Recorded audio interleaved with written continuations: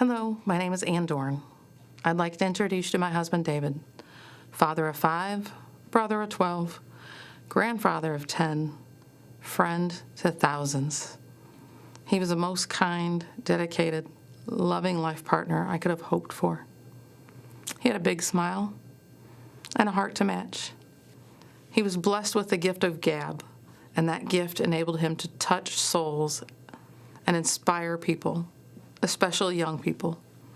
Oh, how kids loved him, and they really loved him back. Dave was all about service. He served 38 years in the St. Louis Metropolitan Police Department and 6 years as chief of police as the Moline Acres Police Department. After 44 years, he retired from law enforcement, but he never retired from helping a friend in need. Since he befriended every person he met, he was a very busy man. One example of that was his friendship with a young man named Lee. David met him when Lee was just a kid, after members of his family were attacked and murdered. Dave took a special interest in the boy. They bonded, and their friendship grew and remained strong throughout the years. Lee eventually opened a pawn shop. He trusted Dave implicitly and asked Dave to help with security. David readily agreed. Whenever the shop's alarm would go off, the alarm company called Dave. He would investigate. If he got a call after I went to bed, he would wake me up and tell me he was going to Lee's, just to make sure everything was all right. Most of the time they were false alarms, triggered by a storm or animals. But I never rested easily until I heard Dave's key turn in the door, knowing he was home safe. The alarm that went off the morning of June 2nd was for real. It was a violent night in St. Louis. 4 officers were shot. Others were hit with rocks and fireworks. At least 5 businesses were damaged, looted, or set on fire.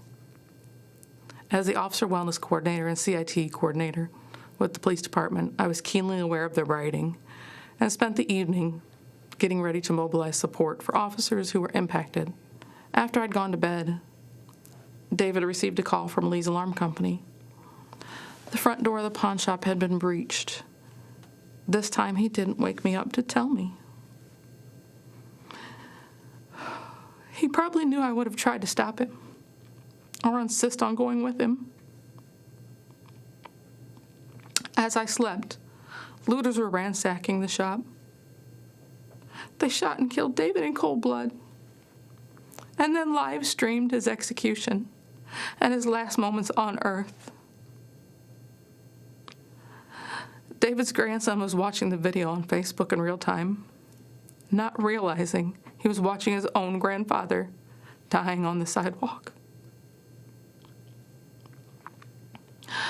I learned of all this around 4 a.m. when our doorbell rang. The chief of police was standing outside. I wondered why Dave had not answered the door. It wasn't uncommon for him to be up watching TV at this time. I called out to him several times. There was no reply. He just wasn't there. I let in the chief, and fighting back tears, he uttered the words every officer's spouse dreads.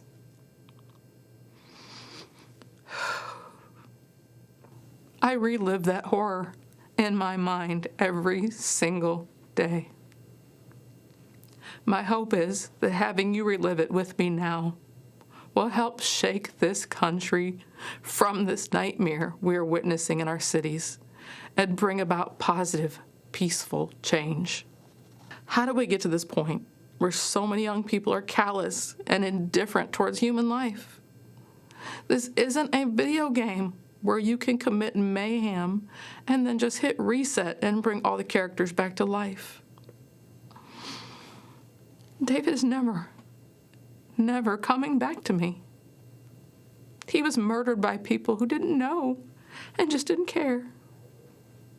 He would have done anything to help them. Violence and destruction are not legitimate forms of protest. They do not safeguard Black lives. They only destroy them. President Trump understands this, has offered federal help to restore order in our communities. In a time when police departments are short on resources and manpower, we need that help. We should accept that help. We must heal before we can affect change, but we cannot heal amid devastation and chaos. President Trump knows we need more Davids in our communities, not fewer. We need to come together in peace and remember that every life is precious.